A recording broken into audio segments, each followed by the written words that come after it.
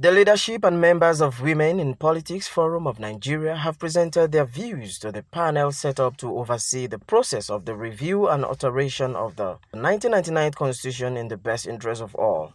In their submission, the women asked that the Constitution be amended in such a way that it allows the female gender 35% representation in appointive offices at the federal and state levels and to ensure equitable women representation in government. So sing a song for women everywhere. If you look at Nigerian Constitution, every word you have there is he.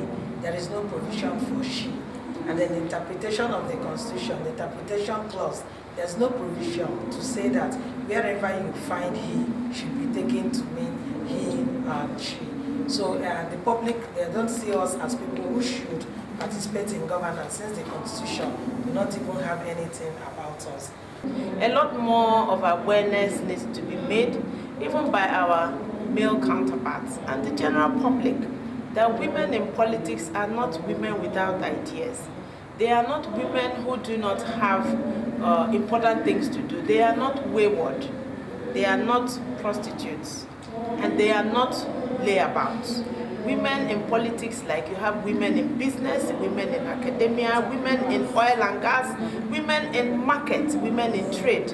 We are all responsible and very, very, very, very educated and knowledgeable set of women. Speaking to newsmen shortly after their presentation at the hearing presided over by Senator Orji Uzor Kalu in Owerri, the Imo State capital, the participants posit that the Federal Character Commission should be Federal Character and Gender Commission to allow proper representation of the women. Some equally frown at the lip service being paid to agricultural revolution in the country. They said if the country is serious about grabbing the opportunities inherent in agriculture, then frantic efforts should be made to ensure a reasonable percentage of the budgetary allocation is given to the sector annually. We have discovered that there are a lot of issues concerning the law. Nigeria has ratified a lot of law. We have signed and agreed into so many laws, but to domesticate and implement, in fact, implementation is part of the problem. So that's why we are here. So it's not just about what we are going to write here, but moving forward, they need to look at the policies and ensure that they are well implemented. And another thing we also find out or identify to be a hindrance is dual nativity, whereby when a woman gets married, she has this, she's limited to an extent, because you don't know whether she belongs to her husband's people, you don't know whether she's to contest with her own people. So we are asking that the Constitution look into that and define properly.